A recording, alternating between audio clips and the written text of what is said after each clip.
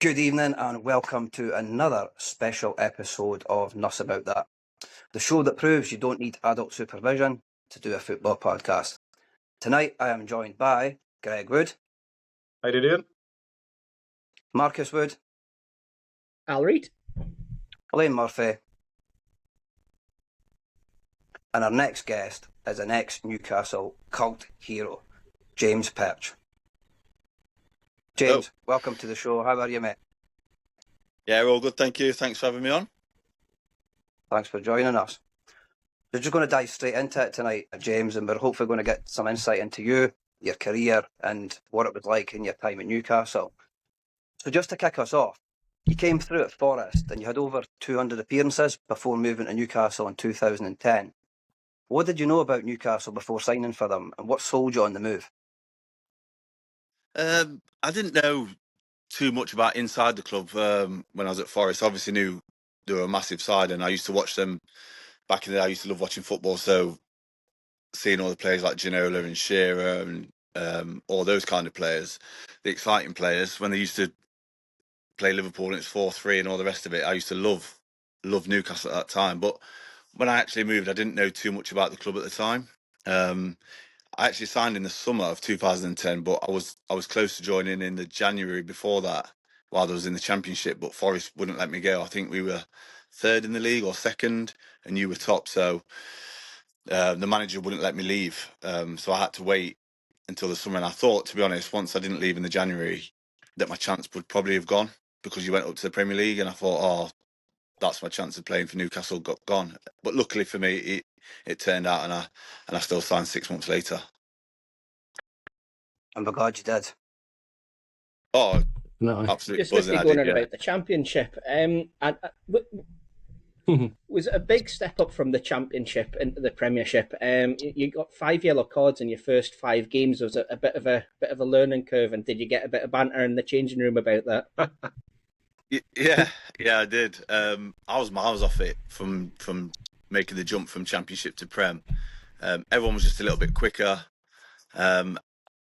And my game really was about making tackles and really getting into the opponent. So I was probably trying to do that too much when I first got up there and tried to make too much of an impression.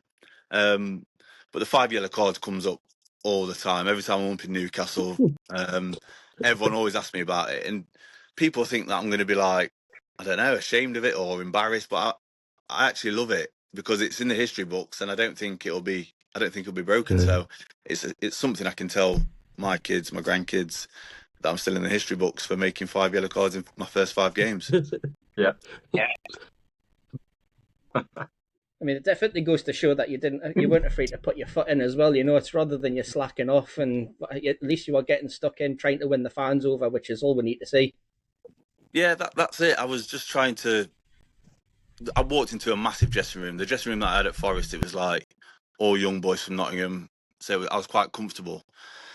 And then I walked into Newcastle and I saw Kevin Nolan, who I'd watched in the Premier League years before. Andy Carroll made a big impression when he first got onto the scene. Alan Smith, I used to love him at Man U. Joey Barton, obviously all the stories that go along with Joey. And all of a sudden I'm playing with him. So I was probably trying my hardest. I was probably trying too hard to try and impress those guys. To almost say that I deserved to be there. But it kind of backfired my first season at Newcastle. You've mentioned some awesome names there, James, but just who was your favourite Newcastle teammate during your time that you've been there? My favourite one, or my best mate from there? Give me both if you want. Give you both, okay. So my best mate that I made when I was there was probably Dan Gosling. Me and him signed on the same day, so we was in the hotel together. So we just naturally were put together, and we just got on like house on fire. So I speak to Dan a few times a week. Ryan Taylor, he was a really good pal of mine. So I'd say them two were probably my best pals there. But my best teammate probably was Jonas. And I still got on with it. I spoke to him today on the phone. Like I still speak to him. Like he's an unbelievable fella. Like I can't speak highly enough of him as a player, as a lad. His attitude, his determination, everything he gave for the club. Like me looking at how he played and trained was unbelievable. Oh, perfect. Cheers, buddy. Super, man. You spoke about there you coming through the ranks as a boy, at Forest. Do you remember what your very first pair of boots were that you bought yourself? And I remember mine, because I got bought a boot for me when I was young by my gran, and they were high-techs, and I hated them. So I saved up my pocket money, and I got myself a set of Preds, thanks to David Beckham. So it cost me a fortune and months of saving. Do you remember your first boots that you bought yourself? Yeah, my first pair of boots that I bought properly were the Nike Mercurial Vapors. I think they were the black ones, the shiny black. Do you know the ones that Ronaldo wore in the '98 World Cup, the blue and silver? Yeah. They were. Before that, there was a black pair. Yeah.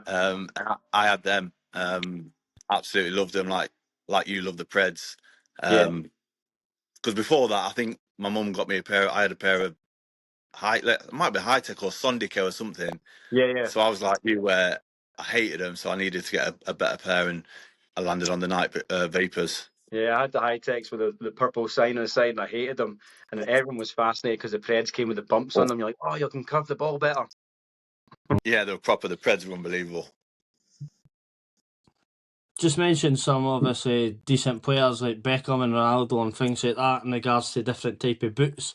But the question that I've got for you here is, how good was Hatem Ben Arfa? And like, what did he do in training? Where should he have went with his career? Like, Hatem was unbelievable. Like, people always say he was the best player we've played with, and it's Hatem by a mile.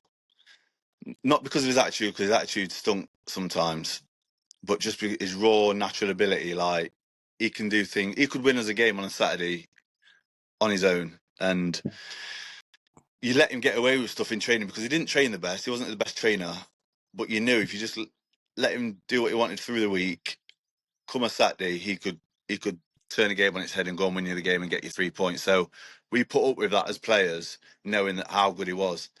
I've always said, like, there's Messi and Ronaldo, which are, well, I think Messi's there, Ronaldo's down here, and then I think the next level down, the next bracket is like Sergio Aguero, Torres, all those big household names. I think Hatem could have easily been in that bracket. He should have been with his ability to 100%. Just before we move on, in terms of talking brackets, there was another player that played at Newcastle, Niall Ranger.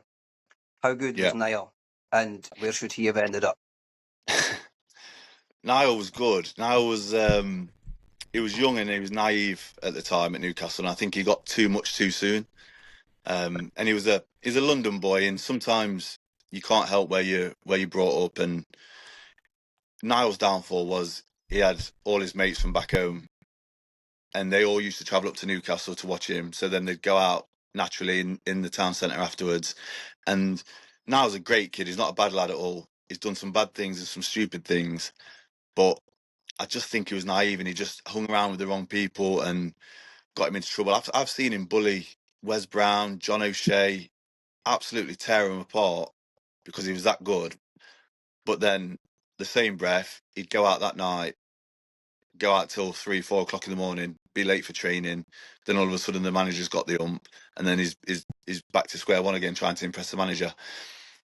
He was very good. He could have easily been a Premier League striker, but his friends didn't help, and he didn't help himself with who he hung around with. Nah, that's not his fault. That's where he was brought up, and how he was brought up. And there's been plenty of players like that. Ravel Morrison, I played with him. Yep. He's very similar. He's very, very similar to Niall, in the fact that he had everything, but he just couldn't stay away from home. And sometimes you have to detach yourself from certain people to forward your career. And Niall didn't do that. Thanks for that. I was going to ask about who your favourite teammate is, but you've just said about Jonas Gutierrez. And I was watching a video of him the other day where he was busking at the Monument from a while ago.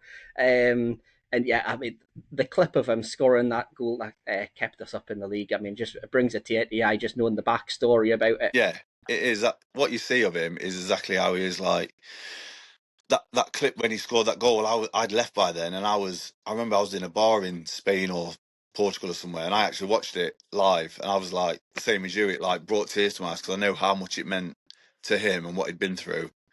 And for him to keep the club up, he deserved that moment because he'd been through so much. He'd given so much to Newcastle.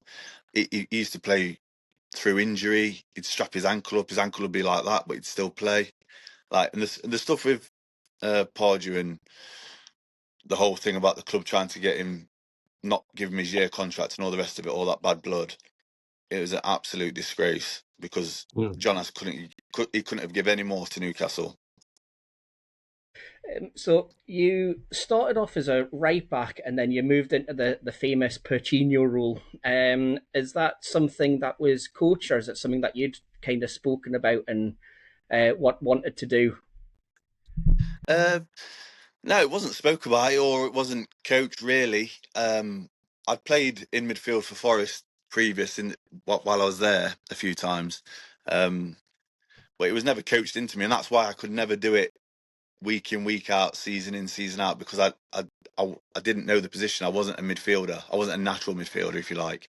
So when people say what's your favourite position, it's always like, I loved it in midfield, but I love going in for 2 or 3 games, doing a job, and then maybe going back to the defensive side. And I think it was Blackburn away where the manager, because I didn't really get on with Pardew, and he didn't really play me that first season. And I think it was Blackburn away. We needed to hang on. I think it was winning 1-0 or 2-0, and he just needed someone in the middle of the park who could get around and put a tackle in.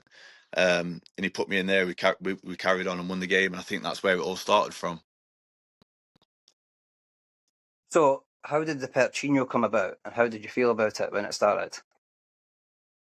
I honestly don't know how it I don't know how it came about. I think it was West Brom away. When I think we beat him. Hatem scored a good goal, and I think I was playing left back, and then I think Colaccini went off injured, and we had no defenders or no other centre half. So I went in centre half, and I did well.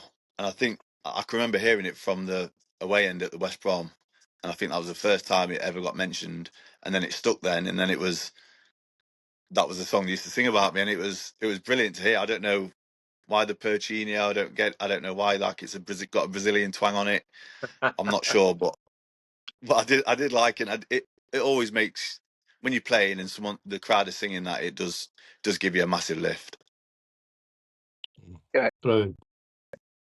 Obviously, your time at Newcastle, there must have been some great moments there, some great times that you had, some great games. Is there any moments that stuck with you, or any matches, or any players that have stuck with you that you'll never forget and you think this is one of the best times of my life being here?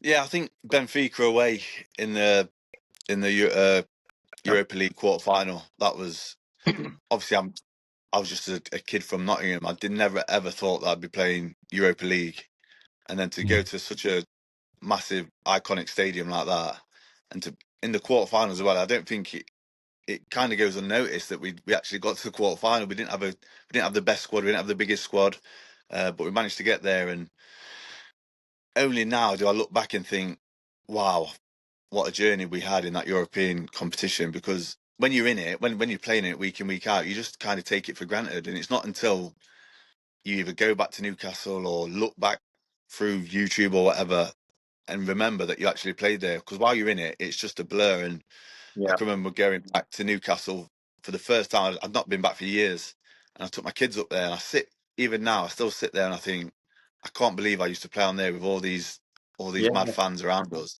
Like, it's surreal. Yeah. Who was your toughest opponent? I mean, you've came up against some hard hitting midfielders in your time, strikers as well. Who would you say would be the toughest opponent? Obviously, I played against Stevie Gerrard, Scholesy, Rooney, all them guys, Lampard.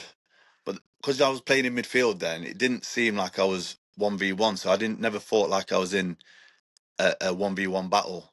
When I played right back, the worst game I had and the toughest game I had was Wigan at home, when they had Charles Nzogby on the left, and that's when Charles Nzogby was very good, and he kept getting the ball and he kept taking me on. And as a fullback, sometimes when someone's killing you like that, you think, I'll just give it a rest, mate, or go down or send the ball to the other wing so I don't have to defend. But he just kept getting it. I think he knew he had the better of me, and he just did it for 90 minutes, and Charles and Zogby gave me my toughest game I've ever had.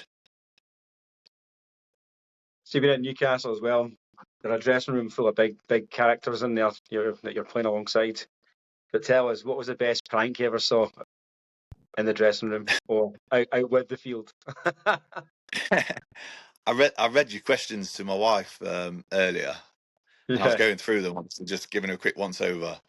Yeah. And she said, "What is the best prank?" And I told her what it was, and she said, "You can't say that." God, But I'll tell you. yeah. I'll tell Yeah. you. Tell us. Yes, you can. Absolutely, you can see. Tell us. So it was in my first year, and it would have been the first couple of weeks I was at Newcastle. I was sat there, obviously a bit nervous, a bit shy. All these big characters in the dressing room, and Kevin Nolan and Andy Carroll and Jerry Barton come in and go, "Is there anyone that wants to get picked up?"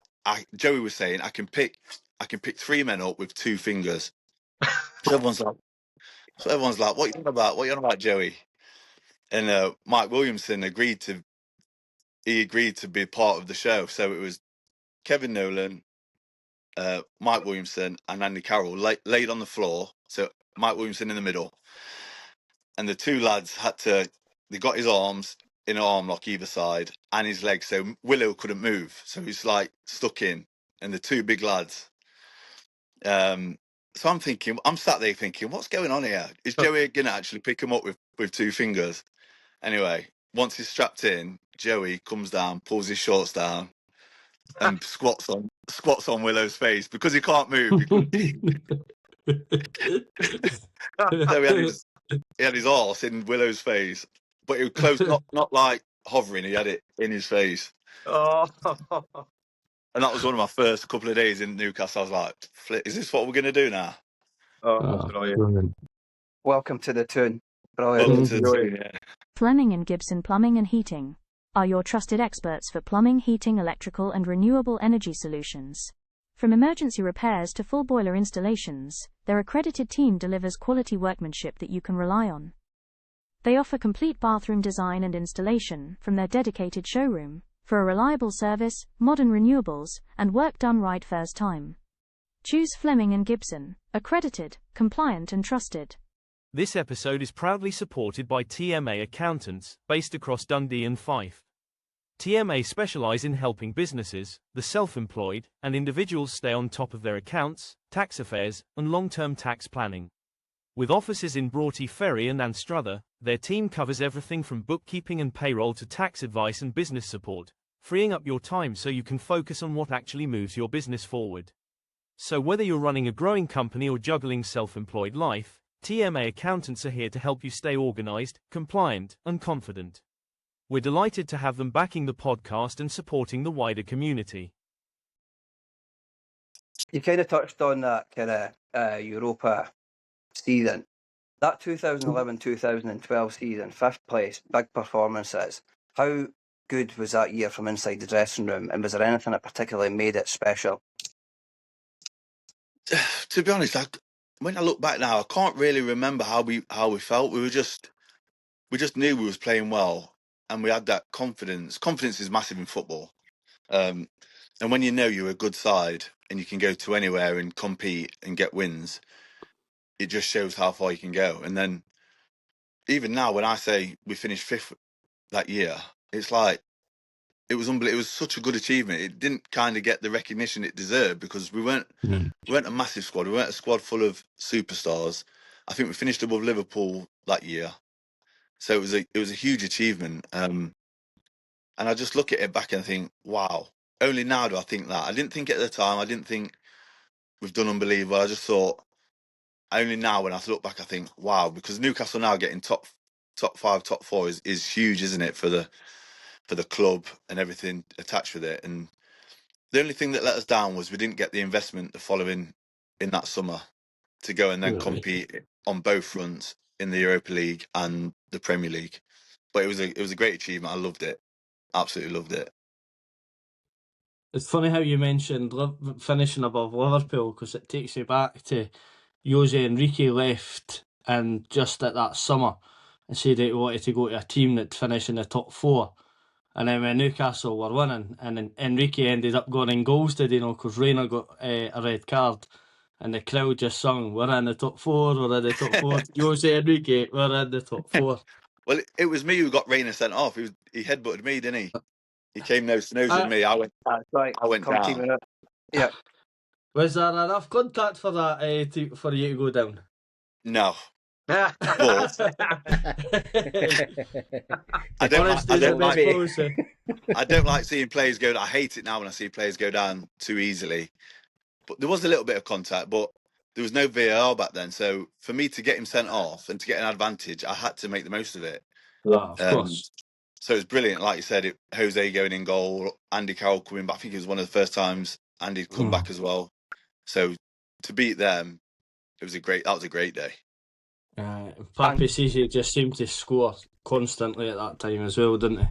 Oh, everything Papi's hit went in. It was like, he was so unorthodox, Papi's was, but that season, everything he hit just like went top corner or rifled into the roof. And it was brilliant.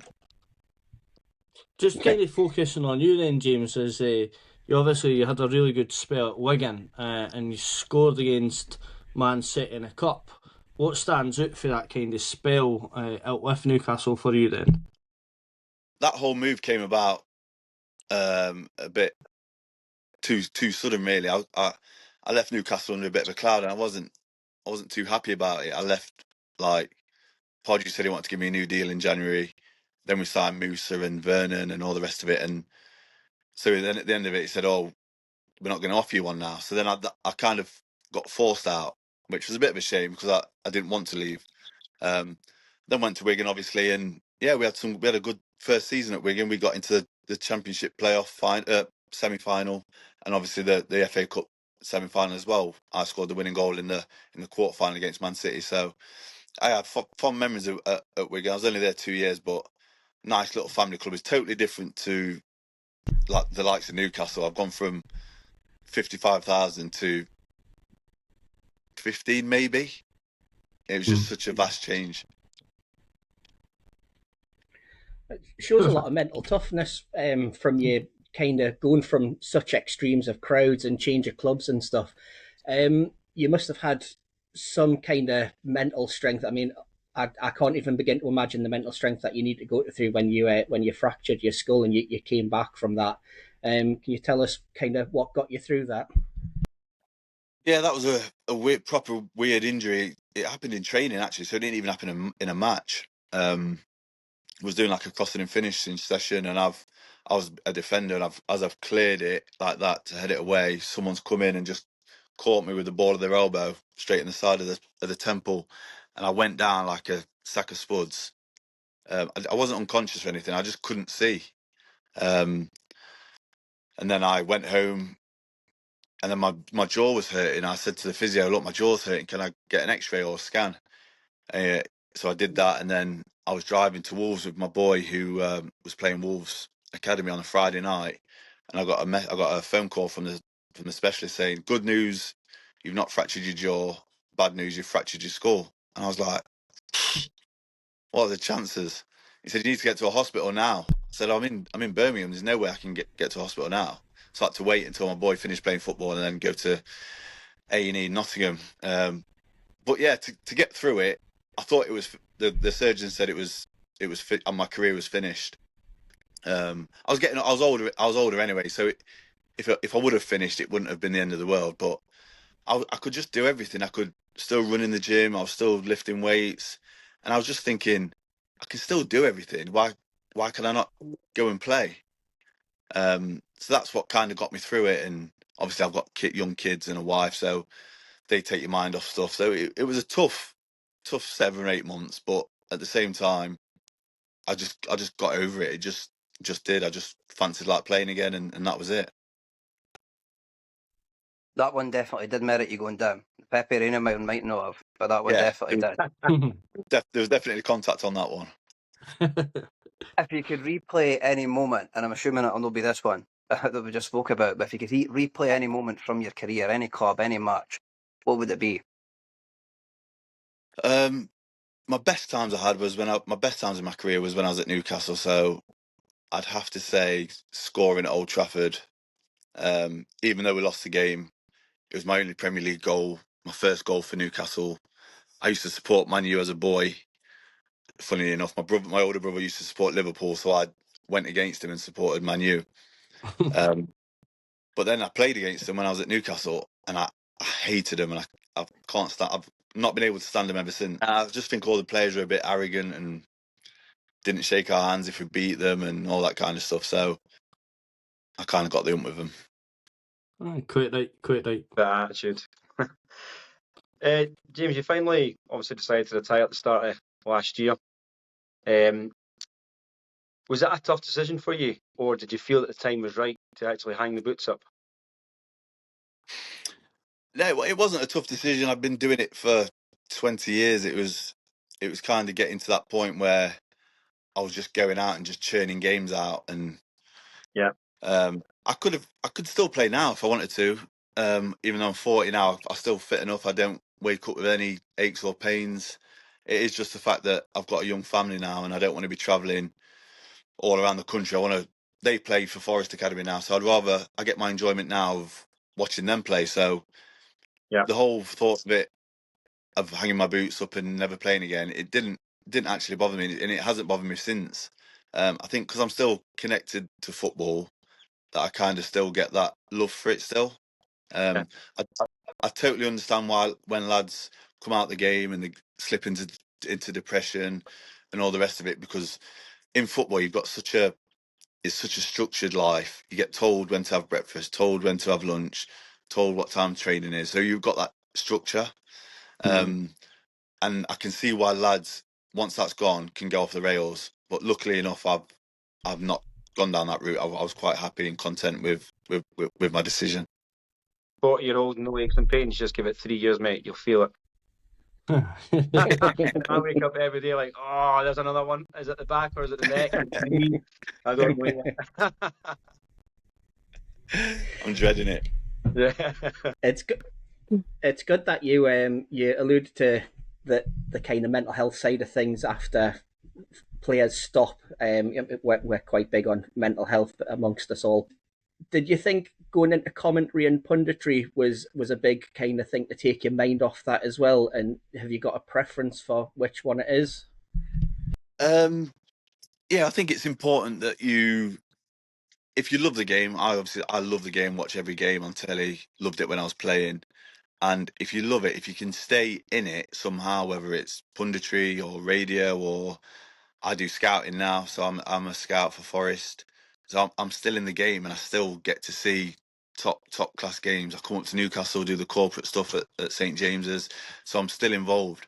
I think it's quite easy for some lads who don't love it as much as me, or didn't like watching football when they were playing, that when they finish, there's nothing there for them. There's no football. They didn't like football when they were playing, so they're not going to like it afterwards, and they kind of just go on that downward spiral. And I think it's such a shame, but like, it is easy to do. I can understand why a lot of ex-players do go on the slippery slope.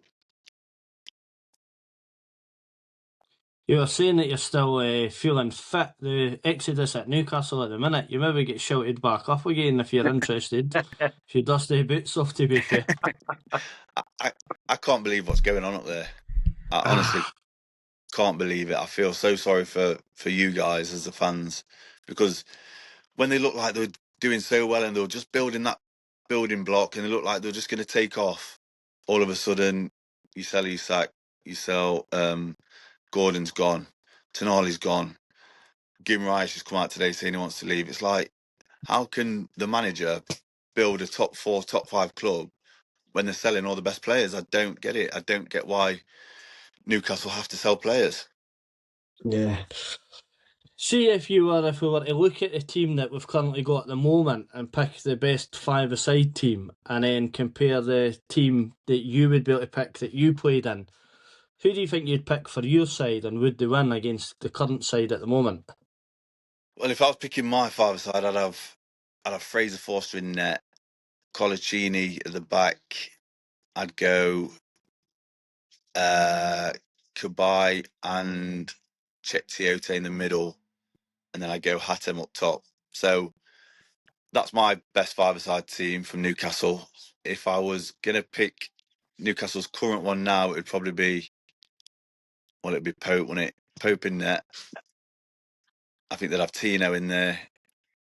Lewis Hall would have to go in because I think he's brilliant. Can we class Bruno in as still a Newcastle player now? Yeah. That's Yeah, it, Bruno. yeah. Chuck Bruno in there, and then I think you're looking at Harvey Barnes maybe for the goals. nice. And I think my team beats that team. Yeah. You would, it'd be a case of just give it to Hatem and let him do the rest, I suppose. But no, good side. Marcus dropped the bombshell on us. We done a five-a-side episode where it was like a draft style, and Marcus managed to steal Hatem Ben Arfa. But I'm pleased to see you've got Captain Cole and Kabaya in there because they were on my side as well. So you've got good taste there, mate. Yeah. Oh, Kolo's fantastic. He could have played midfield. He was that good, and he just made playing centre half look so easy. He was such a good player. James, see when you were growing up, who was your football hero? Who did you admire? And who did you try to emulate when you were actually coming through the ranks to say, this is the kind of player I want to be? My favourite player was R9. Because when I started just getting into football, it was the '98 World Cup. I would have been 13, so it was like that. He had like that hype around him, like Neymar did a few years ago, and like all the top Brazilians did at the time. So mine was R9. Ended up playing nothing like him. Couldn't hit the back of the net like him. Couldn't do anything that he could do. But he was my idol growing up for sure. Nice. What do you think of the transformation of the team since Eddie took over and the projection that Newcastle's been on? I've loved it that Eddie's gone in there and he really has changed it. I think there was a time when you finished in the Champions League spots where I think Newcastle played the best football. They had the right balance of defensively and attack. They weren't just an all-out attack. The way they moved the ball from back to front was brilliant, and I think they had the best balance of that in the Premier League. He had some fantastic players, Eddie did, and obviously he's lost a few now, so he's going to have to rebuild again.